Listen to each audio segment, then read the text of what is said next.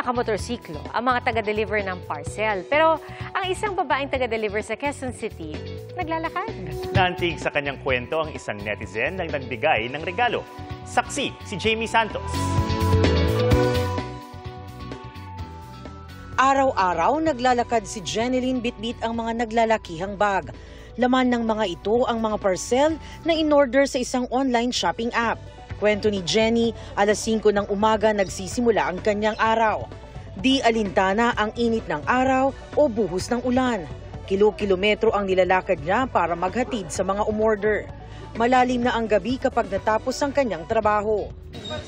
No choice, ma'am, kundi deliver ko. Ito, sunog na ako, ma'am. Kaya minsan, basa sa ulan. Nailigo. Umaabot ng hanggang 200 parcel ang kanyang dinideliver kada araw. Mga anak daw niya ang kanyang inspirasyon para patuloy na kumayod. Para sa anak ko, ma'am. Ilan mo ba ang anak ni ma'am? 2. Pagod na rin, ma'am. Pero kailangan eh. Pinakakaunti na raw ang 66 parcel sa isang araw na kanyang i-deliver. Kapag ganito raw ang sitwasyon, tumutulong naman siya sa kanyang pinsan sa pagtitinda ng fishball. Isang customer ang naantig at humanga sa kanyang pagsusumikap, kaya naman pinost ang kanyang larawan online. Dahil dito, isang donor ang nagregalo ng bisikleta para magamit sa kanyang trabaho. Sobrang pasasalamat ni Jeneline sa biyayang ito. Pero di pa raw niya ito magamit kapag marami siyang parcel na i-deliver. Malit din po yung nadadala ko, tapos pag maulan, nababasa po. Sinadyaga ko pa rin yung lakad, ma'am. Ani Jeneline, ang kanyang pamilya ang nagsisilbi niyang lakas sa pagbuhat ng mga parcel, maging sa pagpasa ng mga hamon ng buhay. Sipag lang, ma'am. Huwag isipin yung problema. Kasi yung problema, nasolusyonan naman yan eh. Ganyan din kayo mag-asawa, sobrang hirap. Pero lumalaban pa rin. Para sa GMA Integrated News, Jamie Santos ang inyong saksi. Nawawala ang 62 pasahero na isang bus sa Nepal. Tinangay ng landslide ang 2 bus patungo sa umapaw na ilog. Nasagip ang 3 pasahero nang tumalon sila palabas ng bus bago magkandahulog ang mga debris. Nagtamo sila ng mga sugat. Nagpapatuloy ang search and rescue operations.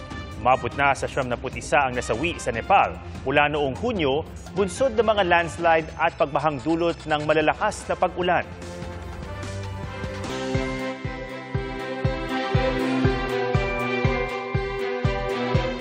Pagtambay sa gaming arcade ang ginamit ng isang binata para takasan ang nararamdamang pighati.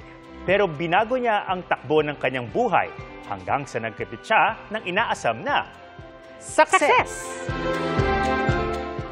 Sa paglalaro at paglilibang, ibinuhos ni Godofredo Bumanglag IV ang kanyang panahon para labanan ang pangungulila sa yumao niyang ina. Umabot pa sa puntong natigil siya sa pag-aaral ng 2 taon. Pero napagtanto niyang hadlang ito sa pangako sa ina na makatapos ng pag-aaral.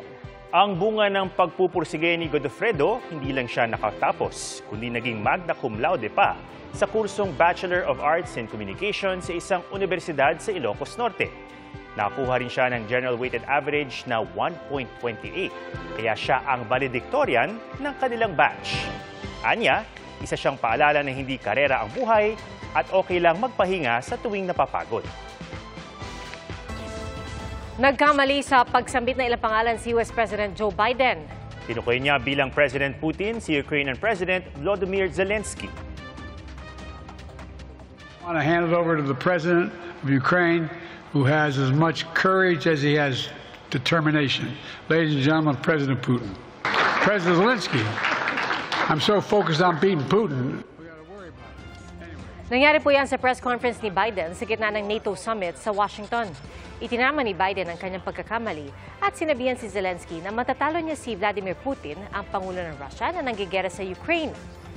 Nagkamali rin si Biden nang bagitin niya bilang Vice President Trump si Vice President Kamala Harris.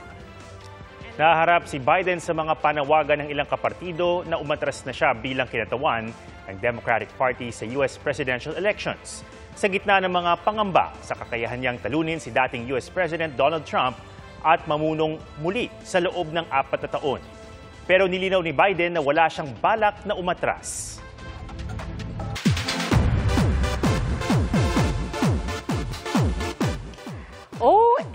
G. Itinalaga ng South Korean Ministry of Culture, Sports and Tourism ang K-pop girl group na New Jeans bilang honorary ambassadors for Korean tourism sa taong 2024. Layo nitong ipromote ang inbound tourism o yung pagpasok ng mga turista sa bansang South Korea. Pinaunahan ni Minister Yoo In-chon ang appointment na dinaluhan ng members na sina Minji, Hani, Daniel at Herin. Isa pang good news para sa Hallyu fans, magbabalik Pinas ang Korean actor na si Lee Ha-jun para sa kanyang fan meeting sa Setyembre. Huling pumunta si Ha-jun sa bansa noong May 2023 para sa isa ring fan meeting. Isa na namang collab ang nagaganap kasama ang mga Pinoy sa Japan. Para yan sa isang feature film ng Voltes 5. Inimbitahan sa Japan ng Toei Animation si Voltes 5 Legacy Director Mark Reyes para sa isang roadshow. Naroon siya para i-promote ang kauna-unahang fully licensed Philippine-produced film na ipapalabas internationally. Yan ang Voltes 5, the Ultra Electromagnetic version na mapapanood sa halos 200 sinihan sa Japan ngayong Oktubre. Nakita rin ni Direk ang mga ilalabas na toy lines para sa Voltes 5. Salamat po sa inyong pagsaksi. Ako si PR Kanghel. Sa ngalan ni Arnold Clavio, ako si Atom Araulio para sa mas malaking misyon at sa mas malawak na paglilingkod sa bayan. Mula sa GMA Integrated News, ang News Authority ng Filipino. Hanggang sa Lunes, sama-sama tayong magiging saksi!